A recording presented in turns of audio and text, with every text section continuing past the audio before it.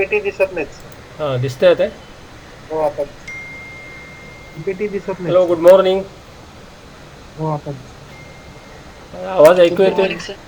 आवाज येतोय ना ऐकू? Okay. Yes sir. Okay, good last morning time you sir. remember that we had discussed the problem of buckling of single base, single story portal frame. In that, we have seen that if you take this portal frame, then it has got various modes under which it can buckle under different conditions. So, we have visualized what kind of deflected shape it might take during buckling. And for engineer as such, the lowest buckling load is of importance. So we have visualized that the sway type of mode is the most probable one, which will cause buckling at the lowest possible load. Accordingly, we have written down its equation of equilibrium or the moment curvature relationship, and then in the usual way we have got the solution of that differential equation, which we have considered in the systematic way and determined that under the influence of two columns carrying equal load, that is P and P, it is going to buckle with a load which we have calculated over here by systematically considering the two equations at the top end, and then setting that the determinant of the coefficients of delta and m by p must vanish. Otherwise, if both of them are 0, that is no moment and no lateral sway, then there is no buckling. But if buckling is possible, that is a non-trivial solution is possible when the determinant of the coefficients of delta and m by p is set equal to 0. So by setting that equal to 0, we got a non-linear equation in this particular way. And for different extreme conditions, that when the beam is infinitely stiff, we got a buckling load pi square ei by l square. Beam is very weak, then we get buckling load as pi square ei by 4 l square, and so on and so forth. So this way we have considered the problem of buckling of a single base, single story portal frame. Later on we have seen, later on we have seen for the same type of problem that we were considering the solution of the equations of equilibrium or the moment curvature relationship in the exact way. So those equations either you can solve exactly in simple conditions, you can solve these equations exactly, but there is an approximate method available for solving those equations. One of the approximate method is the finite difference method. So we have seen how the differential equation is converted into a difference equation by taking approximately dy by dx, which is the slope of the tangent, as equal to slope of the chord connecting the points, by taking forward point or the backward point or the average of the two as the central point, and accordingly we have got approximately the value of dy by dx. By taking the dy by dx at point number 1, we get it as point number 2, which is to the right, point number 0, which is to the left, and divided by 2h. Accordingly, we have got to first approximation dy by dx as y2 minus y0 upon 2h. Similarly, we take one more derivative of that, that is d dx of dy by dx, which is the curvature, and is on the same lines we have derived the expression for curvature in the approximate manner. So we have got the approximate expression for curvature d2y by dx square at point number 1 as y2 minus 2y1 plus y0 upon h square. So considering this, we were able to get the problem of buckling in an approximate manner. So what we do is we take the same problem which we have considered for either the deflection determination or buckling, and instead of solving it at all the points, we try to solve it at some few specific points, and then approximately we were able to get a solution to the problem.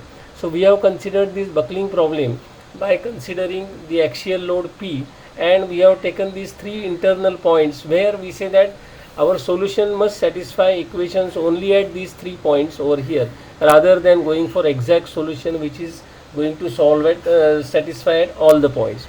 So we have got approximate the differential equation d2y by dx square plus k square y equal to 0, and taking d2y by dx square as the curvature, we have got approximate expression for curvature, and y also in the same way. So we take this differential equation to be satisfied at point number 1, then we get this equation.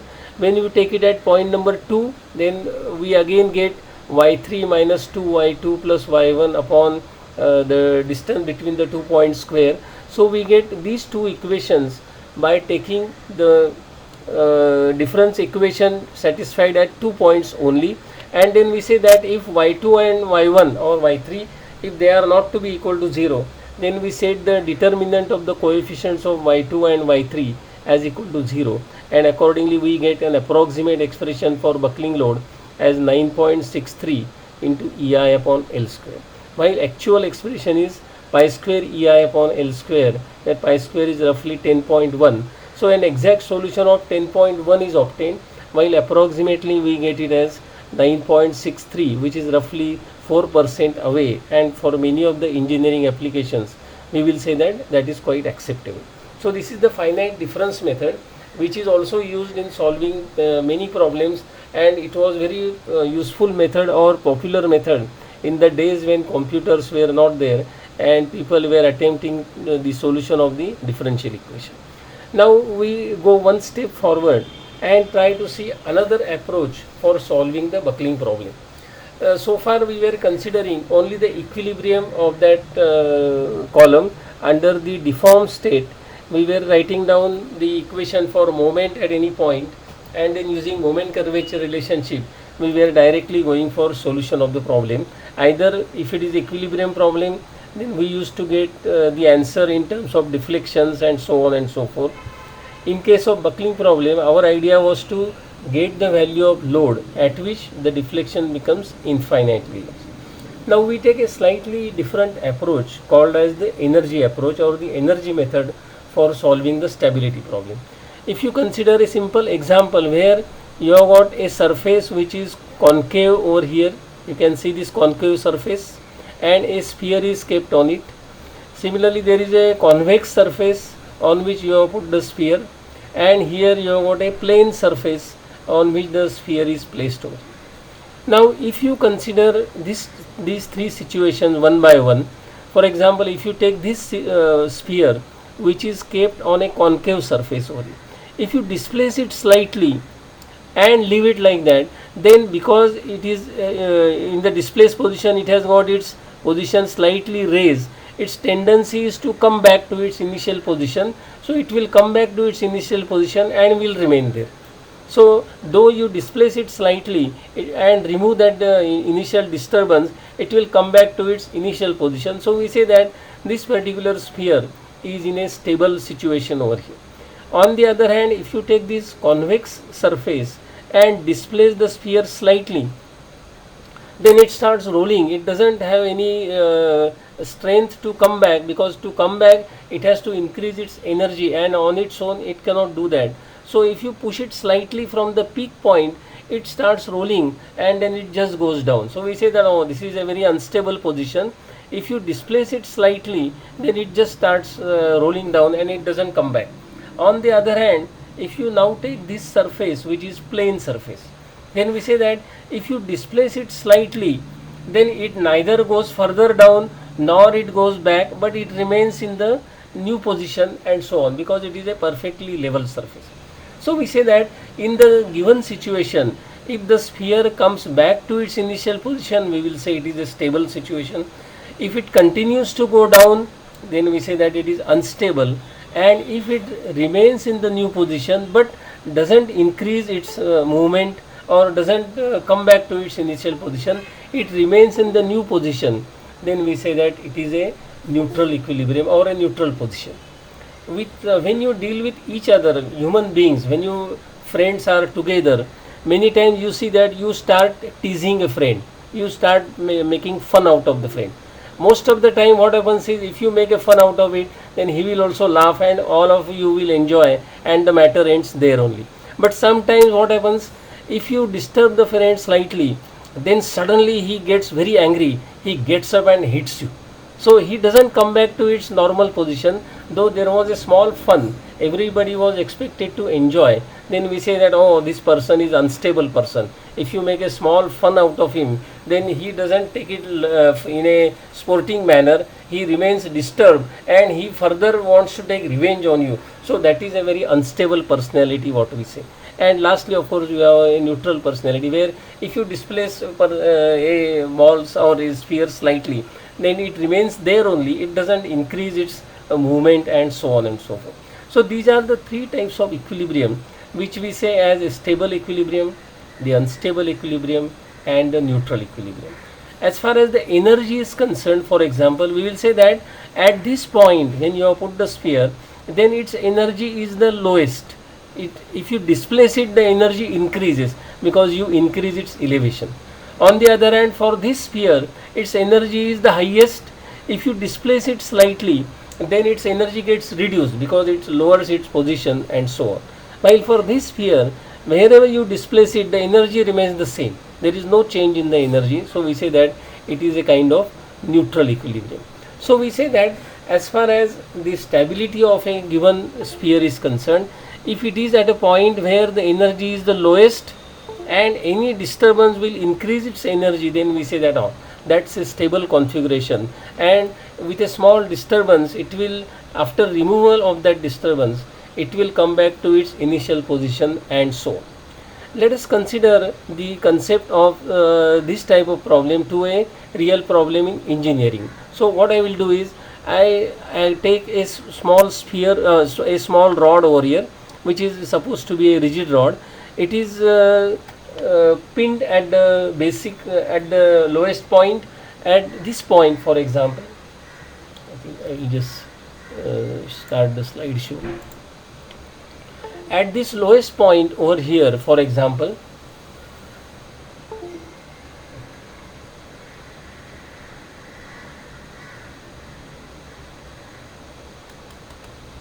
just a minute.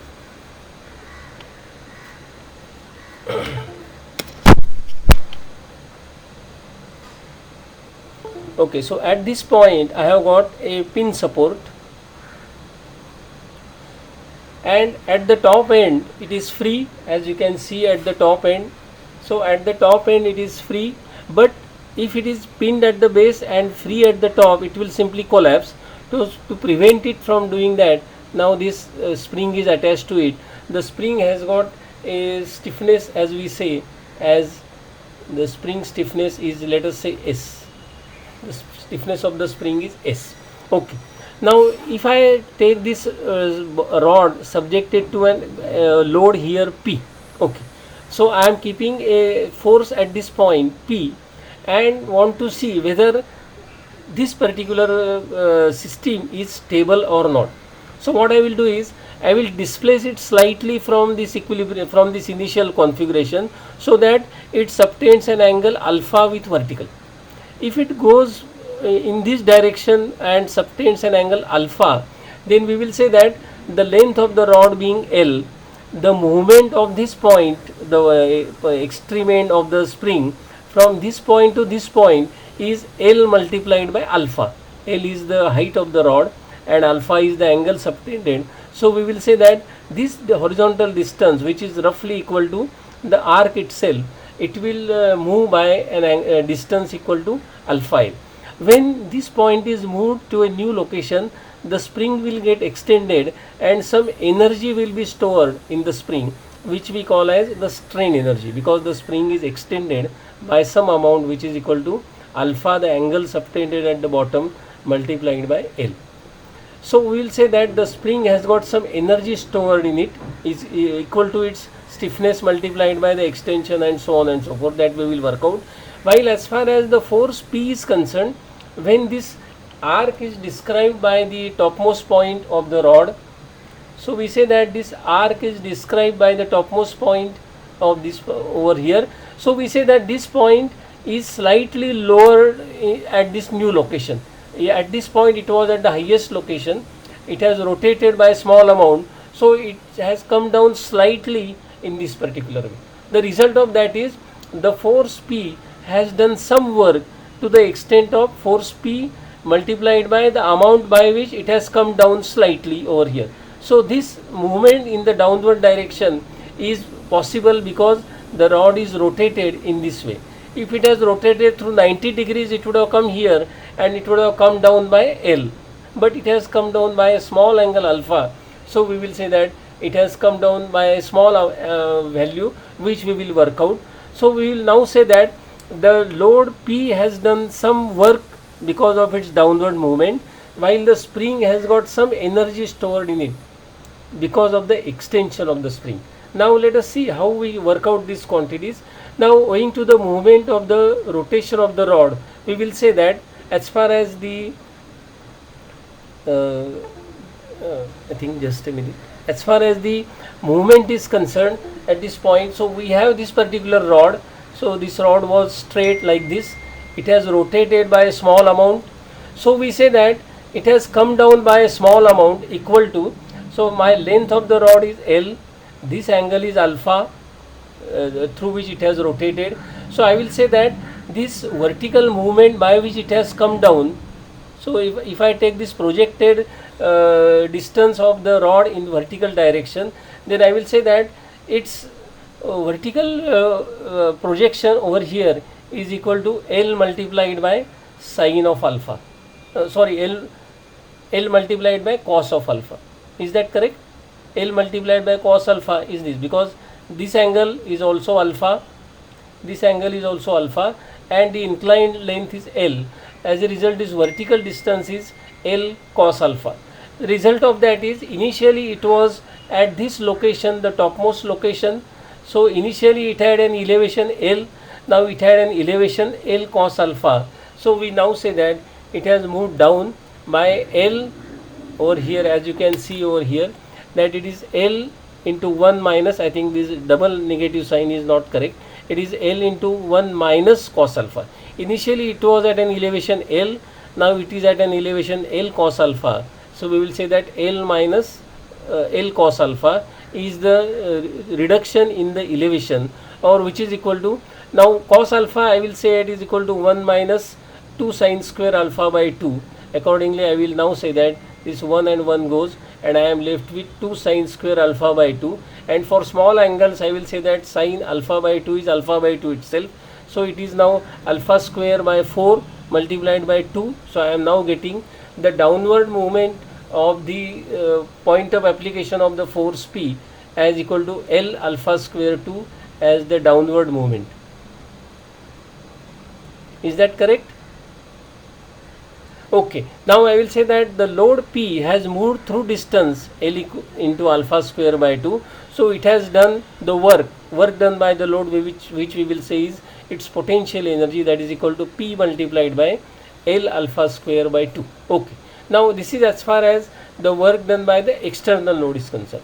During this process, now what is happening is the spring is extended by alpha into L, and I am taking its stiffness, actually I have written down over here beta, we can take it as S also. So it is S multiplied by the extension that it has undergone, S into alpha L square by 2, because initially the extension was 0, then it was fully extended by alpha into L,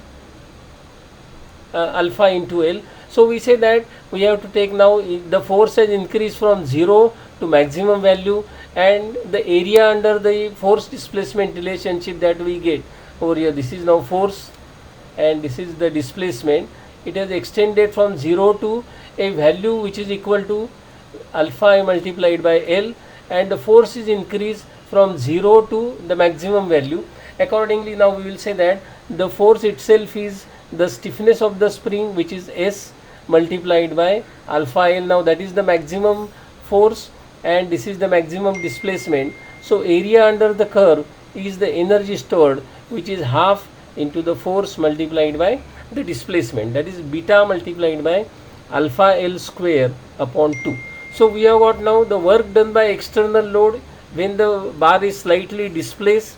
So this load has gone down, the spring is extended, you have artificially moved it, and accordingly simultaneously the load has got its potential energy lowered, the spring has got its strain energy increased, and now we say that if I leave that disturbance, there are 2-3 possibilities. One will be the spring will be, if the spring is very stiff and the load is, let us say, the applied load P is very small, then what will happen is the spring will pull back the load to its initial position, and then we will say that the spring is going to bring back the system to its initial configuration. So we will say that if this spring force or the energy stored in the spring is more than the potential energy of this load, then we will say that the spring will go back, the spring will move back,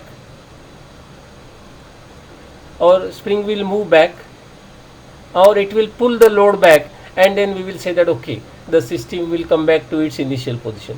On the other hand, if the applied load is very large, then what will happen is, to the same movement, the potential energy will be larger, that is, this term will be larger, because my value of P is very large. In that case, a slight movement will cause much larger decrease in its potential energy, and to that extent the spring will not have energy, and in that case, if that happens, the rod tries to or continues to roll to the right, and there will be complete instability, and the system will collapse. So if the axial load is large enough, or the force P that you have applied is very large, then we will say that the spring will not be able to pull it back, and then the system will be unstable. On the other hand, if you have the force P in such a way that the energy stored in the spring that you are getting over here, that is, this energy stored is just equal to the potential energy of the load, then we will say that the system will be just in neutral equilibrium, in the sense, if you displace it, it will remain there, but it will neither come back nor it will go further down. So we say that that value of P is a critical value, so any increase in P will make the system unstable. So we will say that the value of P at which that is going to happen is given by the stiffness of the spring. I think it is either this is actually S multiplied by L. So we say that if the value of P, the force P that you are applying, is equal to beta into L, then we say that that value of P is the critical value. Any increase in that value will cause the system to buckle, and it will collapse in the other direction, that is, it will fall down. Okay. So now we say that as far as the given spring is concerned, once you know the stiffness of the spring beta or S, whatever it is, and the length of the rod L, then we say that if the value of P is beta multiplied by L, any increase in that is going to cause instability. So we can say that by looking at this problem from the energy angle, we are able to consider the situation in the critical condition, and then say that the instability will arise when the value of P has got a certain value. In this case, it is equal to the stiffness of the spring multiplied by L. So we can say that we can look at the problem from energy consideration, that is, in the slightly deformed state, what happens to the work done by external load, what happens to the work done by internal forces, which is the strain energy, and we will put down the condition that if external force does more work, then it is unstable. If external force does less work, then that is stable system, and if it is equal to, both the works are equal, that is strain energy and the work done by external load, then we say that we are getting a critical condition that any increase in P is going to cause collapse of the structure. So we can look at the problem from energy angle. On the other hand, we can look at the same problem from equilibrium consideration. We will say that if the load is slightly displaced in this way by causing rotation of this point, so if this rod rotates about the base, then we will say that in this new position the force will have a overturning moment. It will develop anti-clockwise moment, which is given by P, the force P multiplied by this displacement, which is alpha into L, where alpha is the angle of rotation and L is the length of the rod. So we will say that the overturning moment in this configuration over here, so I will say that if the length of the rod is L, then we will say that the overturning moment is given by P multiplied by alpha into L. On the other hand, the stabilizing moment, if you work out, so we will say that in this new configuration the spring has got a force stiffness multiplied by its extension, and that force which is applied, which is trying to pull back the rod in the backward direction. So we will say that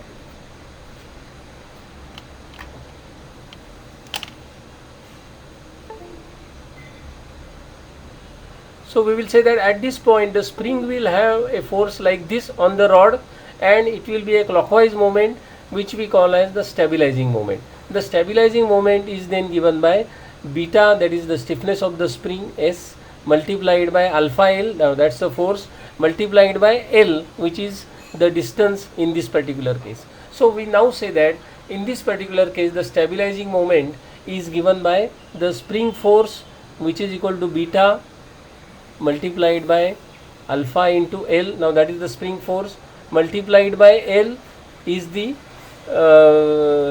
distance of this force from this point, which is approximately equal to L. So we will say that it is given by, actually not, now this is not correct, this is actually beta multiplied by alpha multiplied by L square. Instead of beta into alpha, this is not correct, this is to be replaced by beta alpha into L square. Now with this overturning moment and stabilizing moment, we will say that if the two are just equal, then we will say that the system is stable, but any increase in the value of P, now that will cause the overturning moment to be larger, and then the system will collapse. And then we will say that in this particular case also the critical condition will arise when P alpha into L is equal to beta, that is equal to the stiffness of the spring multiplied by alpha into L square, or we get P as equal to S multiplied by L, what we have obtained earlier. So from equilibrium consideration also we will say that the stability problem can be solved, but we have considered earlier a situation where we were considering energy, and using that energy approach we were trying to set down the condition for instability of the given system. Okay, so far we will say that we have to consider in the concept way a slightly deformed shape, and in the deformed shape carefully consider what is the work done by various forces or the energy stored in the system, and then we set down the condition for instability, that when the work done by external load is just equal to the energy stored in the system, then the system is critically balanced. Any increase in the load will cause instability of the problem. So here we consider a simple problem which we have considered earlier from equilibrium consideration. So now we will say that we have got our conventional buckling problem. We have got a rod of length L and its flexural rigidity is EI. It is subjected to some force P, and we slightly displace it from equilibrium configuration in this way. Now if it is displaced in this way, the straight length was L. If it is slightly displaced, then the roller is bound to come inward by a small amount. So a small amount of movement will be there at this point, because the length of this curved member and the length of original straight member was same. We have not changed anything. We have slightly displaced it in the lateral direction. So if I take a small element over here of length ds, where originally it was ds in the horizontal direction, now the same ds has slightly become inclined in this way. So I will now say that taking this inclined length, and I will say that in the inclined position it has got vertical projection as dy and a horizontal projection as dx. Then I will say that in this right angle triangle with diagonal as or hypotenuse as ds, the vertical projection as dy and the horizontal projection as dx, then we will say that using Pythagoras theorem ds square equal to dx square plus dy square. Is that correct? Okay. Now we will say that take square root of both sides. So now I am getting ds, that is square root of this dx I take out, and inside the bracket I get it as 1 plus dy by dx square, and I am taking square root of that, that is 1 upon 2 over here. And as you know from binomial expansion, that if you take 1 plus dy by dx square raised to 1/2, then its binomial expansion approximately is 1 plus 1/2 of d2y by dx square, sorry d2 dy by dx square. Okay, approximately this is expanded in binomial expansion in this way. It is equal to 1 plus 1/2 of dy by dx square. Okay. Now on the left hand side we have got this ds, and on the right hand side I have got this dx inside the bracket I have got dy by dx whole square. So now I will say that from this particular expression, taking dx on the left hand side, I am getting ds minus dx. So my ds is the inclined length. Initially that was same in the horizontal direction, but because it is now inclined, its projection is slightly bringing the tip to the inward, that is ds minus dx. So I will say that initially it was a straight portion in this way. So I have got initially a straight portion in this way. The same is now inclined in this way. So I will say that now the initial position has become inclined. The result of that is this horizontal projection, which is now dx, has brought it slightly inward by this much amount, and I am working out that amount as ds minus dx as equal to 1 upon 2 into dy by dx square. So if I take a small infinitesimal element, okay, small infinitesimal elements, the inward movement of its point, the extreme point, is given by 1 upon 2 into dy by dx whole square. Likewise, there are infinite number of elements from left support to right support. So if I want to work out what is the inward movement of this point, then what I will do is I will take inward movement of one infinitesimal element, the second, the third, and so on. So I will take all those infinitesimal elements and sum up all such d lambda which I have got, which is the inward movement of one infinitesimal element, and then I will say that the value of lambda, which is the total inward movement, is given by the integration of those infinitesimal values over here. So that infinitesimal value I have got internal movement or inward movement given by this. So I must integrate it from 0 to L and then work out the total inward movement given by this. So I will say that the total inward movement of this roller support is given by 1 upon 2 into dy by dx square into dx to be integrated from 0 to L. Okay. So if I do that, then we will say that we will know what is the inward movement of this point. That will give me the work done by this externally applied load, which is now force P that we have applied, and so on. So now we will say that this curve that we have got, this deformed shape that I have got, if I approximate it as a curve which is given by y at any point as equal to a sin pi x upon L. Now I am taking this variation sine curve because I know that at x equal to 0 the value of y is 0, sine 0.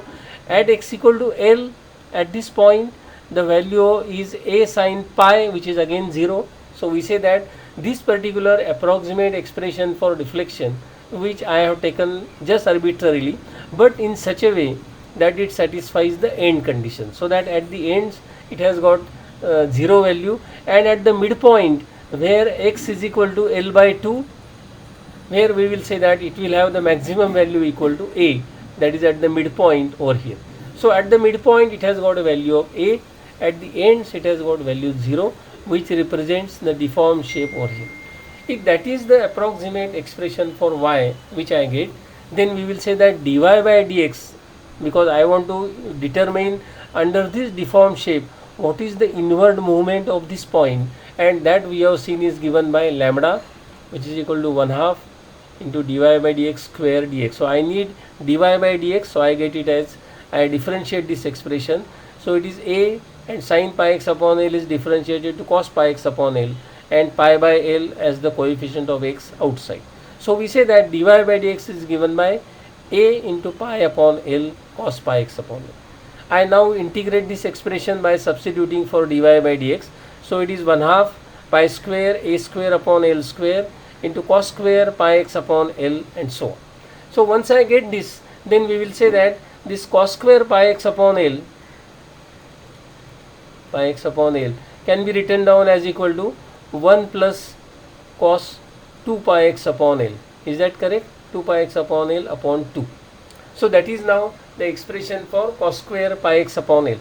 So I will now say that converting it in this fashion, cos square pi x upon L, we now get the integration over here as equal to 1 plus cos 2 pi x upon L upon 2, and then I will say that on integration I am getting this 1/2 as it is, while cos 2 pi x upon L on integration it will be sin 2 pi x upon L divided by 2 pi upon L, and for x equal to 0 or L this value is going to be 0.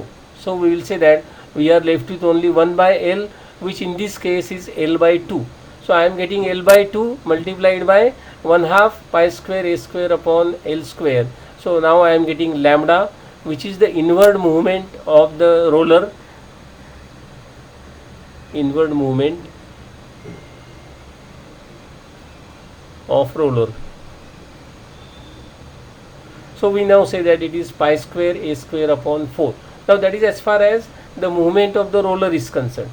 The next task what we have to consider is to calculate the strain energy under this deformed state. So we have considered initially the straight bar, which we have deformed in this form of a sine curve, and now I want to see what is the energy stored in this particular member because of this deformed shape. So I am getting now strain energy as equal to, I am considering only bending energy, so it is m square dx upon 2 EI. I think you have already studied this kind of expression for strain energy in a beam which is subjected to a moment m.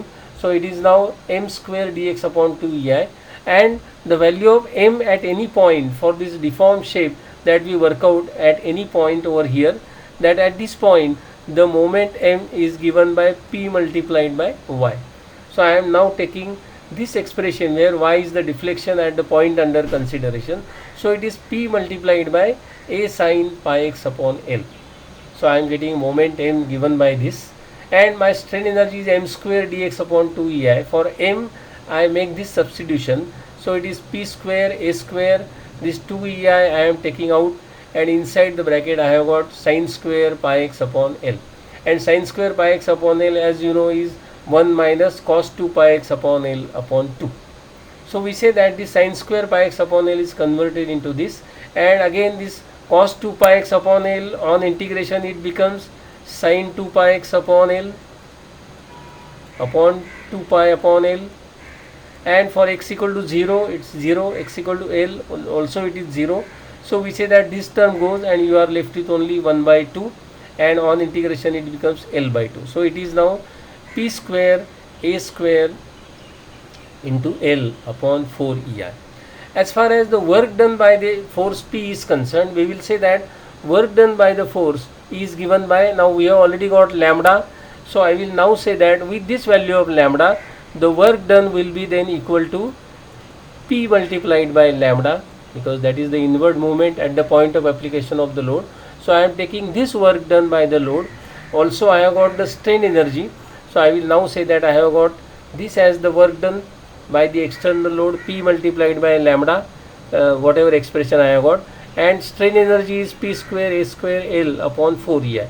Then we have set the condition for instability, that when the strain energy stored is just equal to work done by the load, then we will say that that is a critical condition.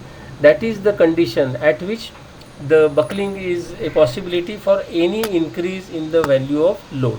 So we have got now the strain energy P square a square into L upon 4 EI equal to the work done by external load P multiplied by lambda, and then we get the value of P as pi square EI upon L square. So we can say that the same what we have obtained earlier by exact method, that both ends pin, or one end pin other on a roller support, then we will say that the buckling will occur when the value of P, or the load that is applied, is equal to pi square EI upon L square, where both ends are free to rotate. So it is actually a hinge and roller support. Hinge and roller support.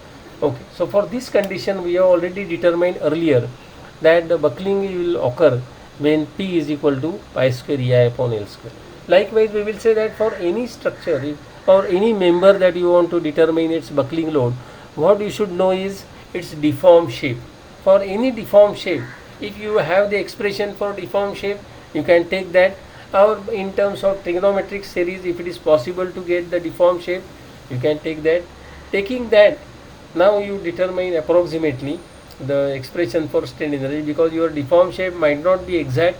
In the present case, where both ends are simply supported, we have taken the deformed shape which is almost exact, so we will say that we have got the solution which is exact, that is pi square ei upon L square.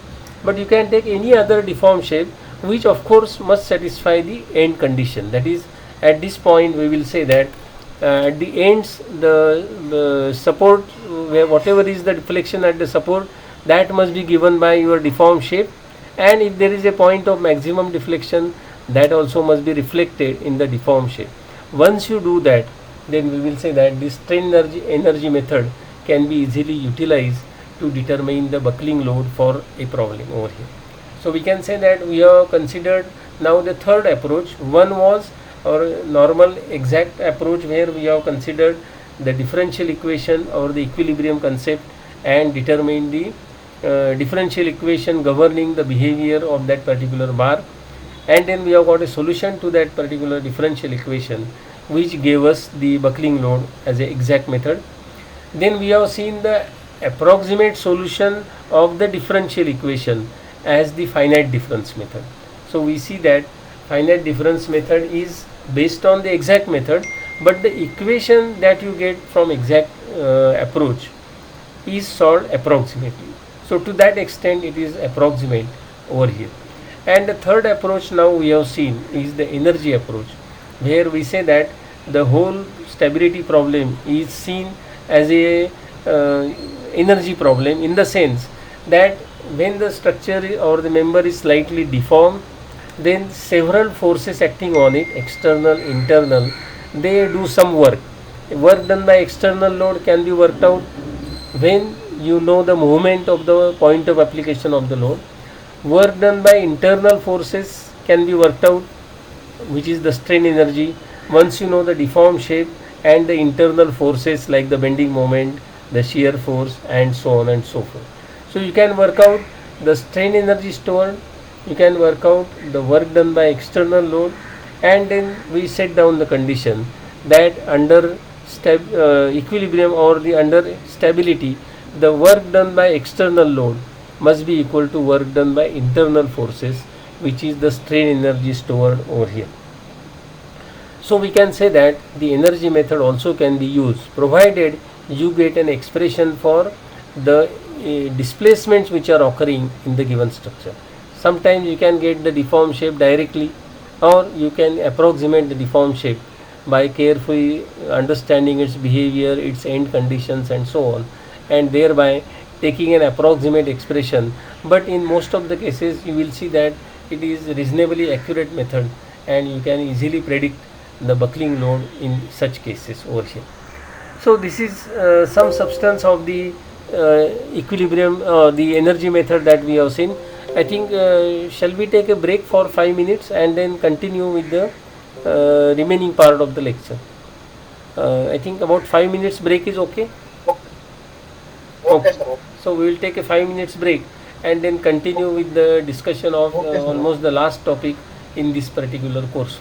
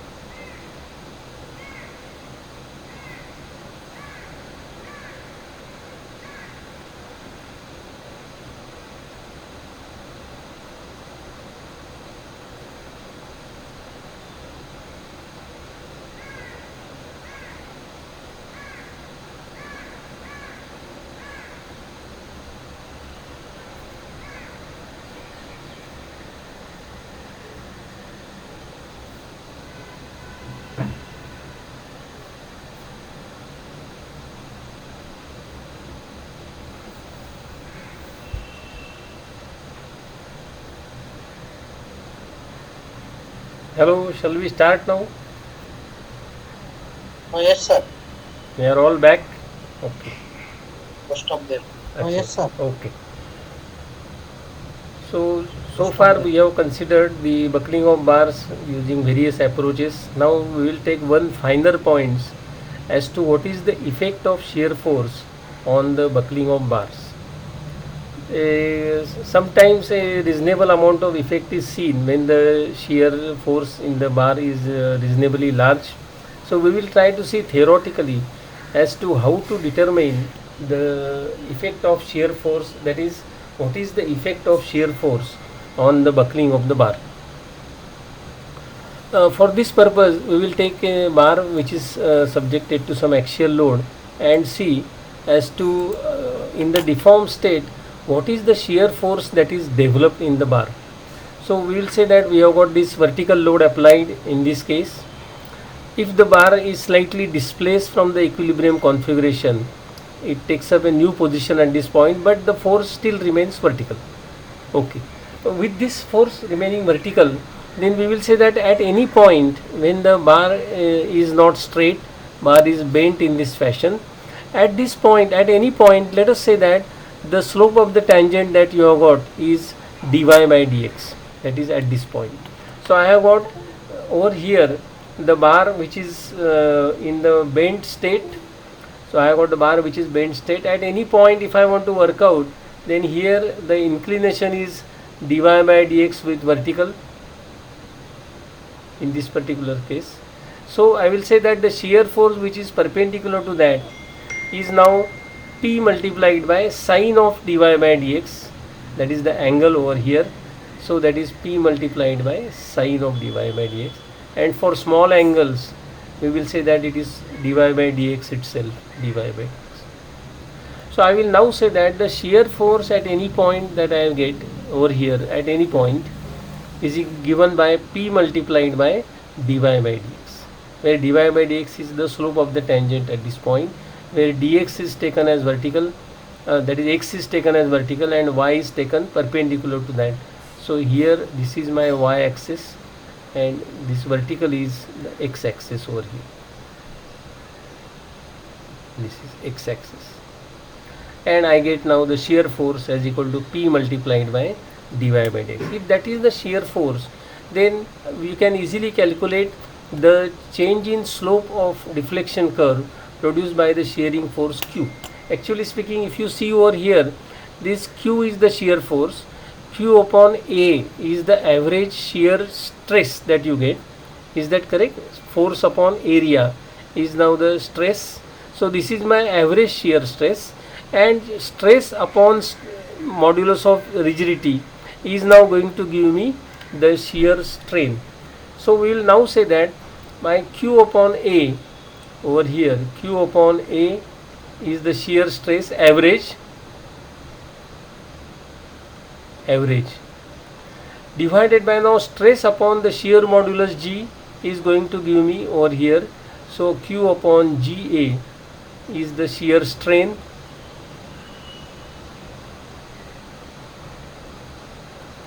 and if you want to work out the change in the angle between the two surfaces, actually alpha is the property of the cross section. Alpha is for rectangular section, it is 1.2. I think perhaps long time back you must have seen the calculation of deflection due to shear force. Due to bending moment you have already seen, but due to shear force also there is a slight amount of increase in the deflection due to the effect of these shear forces. So we take this alpha as the shape factor and say that the change in the slope of the deflection curve, which is the curvature that we get over here, as alpha multiplied by Q upon AG, where A is the cross sectional area, G is the shear modulus over here, and alpha is a factor which depends upon the shape of the section, while for rectangular section it is 1.2. Likewise for any section this shape factor can be worked out, and it is documented also in any book on strength of material. You will be able to see the value of alpha for either circular section or rectangular sections and so on. So we now say that if at all I want to now determine the slope of the tangent. So the slope of the tangent is now, that is the angle through which the section is going to rotate due to shear force, as alpha multiplied by q upon ag.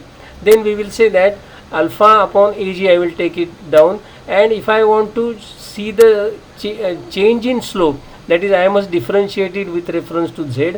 So I am taking this very expression and differentiate it with reference to along the length. If I take the z axis and x and y in the cross section, then I will be getting this alpha upon ag as a constant outside, and dq by dz as the value of the derivative over here. So I am taking this expression as the slope, and the curvature, as you see now, this is the slope of the angle through which it is rotating, and for small angle it is the tangent itself. So it is the slope. This differentiated is going to give me the curvature. So I am getting now this curvature due to the shear force as alpha upon ag multiplied by dq upon dz, where I am taking z along the length of the bar. Earlier I have taken it as dy by dx in this particular case. So now we say that along the length direction, if I get it is along the length, I will take it as dq by dz. I have taken in the earlier sketch, if you see here, as x along the length. So I have got the shear force as p dy by dx. If I take z along the length of the bar, then we will be getting this as q as equal to p into dy by dz, and differentiating that I am getting alpha into p upon ag into d2y by dz square. So we say that this is the curvature due to the shear force. So this is the curvature, which is the rate of change of slope, rate of change of slope. So I am getting this curvature as equal to rate of change of slope, and is given by alpha into p upon ag into d2y by dz square. Now we have already got moment curvature relationship, that is d2y by dx square as the basic curvature, and there is now this additional curvature alpha into p upon ag into d2y by dz square, while this is now the moment. So I have got now this curvature is related to the moment as p multiplied by delta minus y for the cantilever that we have taken. The deflection at the topmost point is delta. So this deflection that you see, so this is now delta, and this is y, that is lateral deflection. So we will now say that the moment at the point under consideration is p multiplied by delta minus y. Accordingly now I get this d2y by dz, I think it is d2y by dz square. I should take the here it should be dz square, and here also it is dz square. Both should be z in this case, or both should be x. Okay. So we will now take it as, if I take for example, instead of taking it as dy by dx, I replace this z by x in this case. So it is now d2y by dx square that I am taking terms on one side, and it is given by p multiplied by delta minus y divided by ei into 1 minus alpha p plus ag. So what I am doing is I am taking this term on the left hand side, 1 minus alpha p upon ag, now that is a common term inside the bracket, and I am getting d2y by dx square. I think instead of this z, we will take everywhere as x. Okay. So it is now d2y by dx square given by this, and accordingly I will be now getting curvature as given by p upon ei into this term multiplied by delta minus y. Now I can simplify it further. d2y by dx square, take terms containing y on one side, so py upon ei and all that. On the right hand side, p into delta upon ei multiplied by the same term. Now we take this p upon this entire coefficient as k square. So I replace this as k square as equal to, earlier when we had not considered effect of shear deformation, we were taking p upon ei as k square. Now I take P upon EI multiplied by 1 minus alpha P upon AG as K square, and then get the differential equation with solution as A cos kx plus B sin kx, and the constant term on the right hand side which has got delta multiplied by K square, so that is giving me delta. Okay, now this is basically the solution of the differential equation, which now we have to take the constants in such a way that the end conditions are satisfied. As far as the end conditions are satisfied, we will say that at x equal to 0 we have got y equal to 0 in this case. So we are taking this cantilever column. At x equal to 0 we have got the deflection at 0, that is y at 0, and dy by dx also 0. So we say that at x equal to 0 we are having these conditions, and those we shall now use for these constants, and the constants are thereby determined as a as equal to minus delta in this case. So in this equation substitute x equal to 0, at x equal to 0 y equal to 0, so I get a as equal to a plus delta at 0, so that gives me a as equal to minus delta. So with first condition I will be getting a plus delta as equal to 0, because this term is 0 at x equal to 0, y is also 0, so I am left with a plus delta at 0, so that gives me a is equal to minus delta. And when I take dy by dx equal to 0, then I am getting 0 on the left hand side. The first term on differentiation becomes sin kx, so that is 0. Second term is cos kx, so it is b multiplied by something, plus I am getting 0 because derivative of delta is 0, so I am getting b equal to 0. That gives me y as equal to delta into 1 minus cos kx. So we can say that for the given problem the constants are determined as a equal to minus delta and b equal to 0. So I am getting the solution as y equal to delta into 1 minus cos kx. With this condition, now we see what happens at the free end, that is at the topmost end, because at the top end we see from the sketch that at top end where x is equal to L we get lateral deflection as delta. So we now say that at the top end I am getting x at x equal to L, y is equal to delta. That gives me delta into cos kl, because at the top end now we have got this solution of the equation as delta y equal to delta into 1 minus cos kx. At x equal to L, y is equal to delta, so I am getting delta as equal to delta minus cos kx. The result of that is now I am getting delta cos kl equal to 0, because there is delta on both sides. So I am getting here at x equal to L, y equal to delta, so this delta cancels with this delta and I am left with delta cos kl equal to 0. So that gives me the solution for kl as equal to n pi by 2, where n can be 1, 3, 5, any of these odd number, because for n equal to 2 it will be pi itself and then cos kl will not be 0. So I want cos kl to be 0. That is true for n equal to 1 or n equal to 3 and 5, 7 and so on. So we will now say that kl is, if I take the lowest value as kl equal to pi by 2, and then I will say that k square is now p upon ei and so on, that is equal to pi square upon 4l square, and thereby I will say that p critical is now obtained as pi square ei by 4l square, that constant for cantilever column, divided by 1 plus alpha times pi square ei by 4l square upon ag.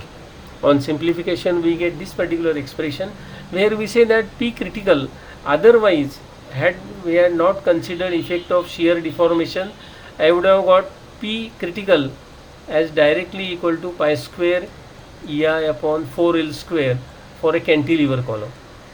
But in the present case, this expression of pi square ei by 4l square is divided by this coefficient which is larger than 1, because all these other terms are positive. So it is alpha, the shape factor, multiplied by critical load for cantilever column upon A into G, where A is the cross sectional area and G is the shear modulus. So we can say that for this particular column, therefore if you want to consider the effect of shear deformation or the shear force on the buckling load, then we say that qualitatively speaking, the buckling load will be slightly less than pi square EI upon 4L square in this case, because in this case pi square EI upon L square is actually the value of PE, which is pi square EI upon 4L square, and that is divided by some term which is larger than 1.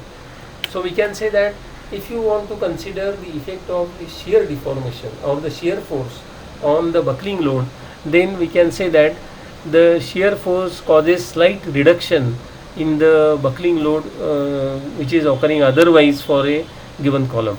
Normally the effect is extremely small, and for all practical purposes we can ignore it. It is slightly less than the actual calculated when you neglect the effect of shear deformation.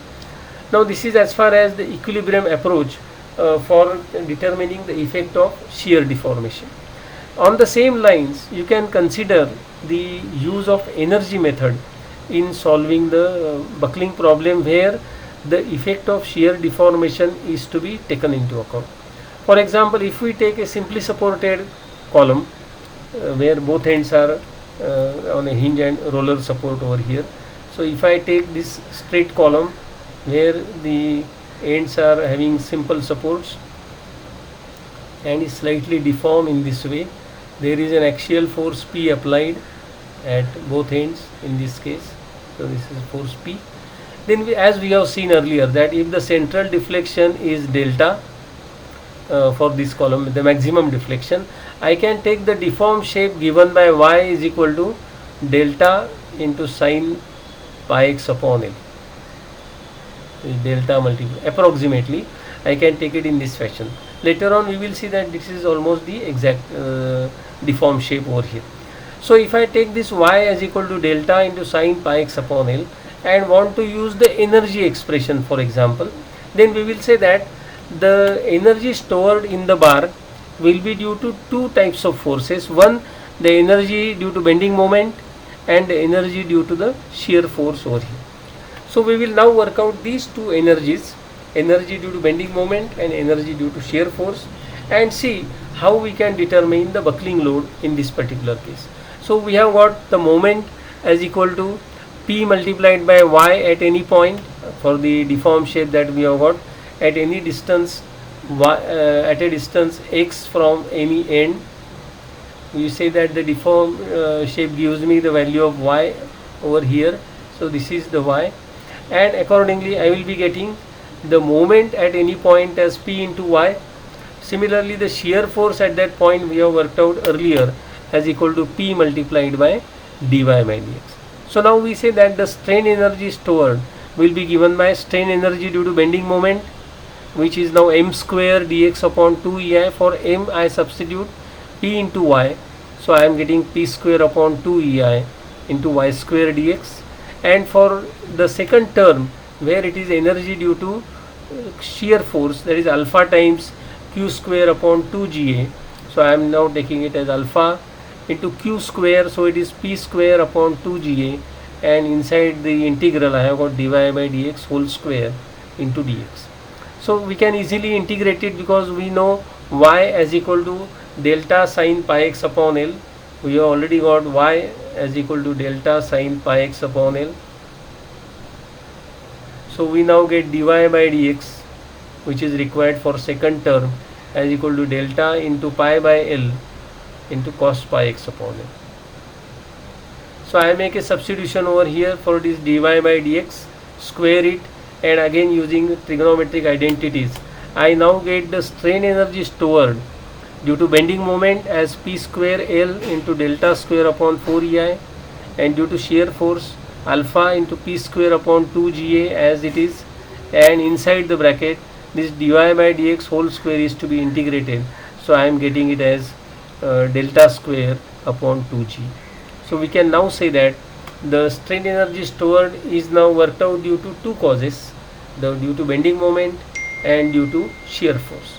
On the same lines we work out the work done by the externally applied load P, which we have worked out earlier, that it is given by 1/2 P into delta d lambda, which we have worked out earlier for that infinitesimal element, and accordingly we have seen that it is 1/2 p into dy by dx whole square, and accordingly earlier we have worked out as pi square p into delta square upon 4e. Now this is unchanged because the externally applied load is at the end, and its inward movement we have worked out earlier when we have considered only the effect of bending moment. So this effect remains the same, that is whatever is the inward movement that we will take as was obtained earlier when we have considered only the effect of bending moment, and then got the work done by external load as p multiplied by delta lambda here in this case. So it is pi square p into delta square upon 4a. Now we say that by equating this work done by external load with the work done by internal forces, which is the strain energy, we now get the same expression that we obtained earlier, that equating delta W with delta U, that is work done by external load with work done by internal forces, which is the strain energy, we now say that P is given by pi square EI upon L square, which is the classical buckling load for buckling of a column where one end is hinged, other is on a roller support, and multiplied by 1 upon 1 plus alpha times PE upon AG, where PE itself is pi square EI upon L square. So if both ends are pinned and you want to hinge and roller, and you want to consider effect of bending only, then the value of buckling load is pi square EI upon L square if it is hinge and roller support for the given column.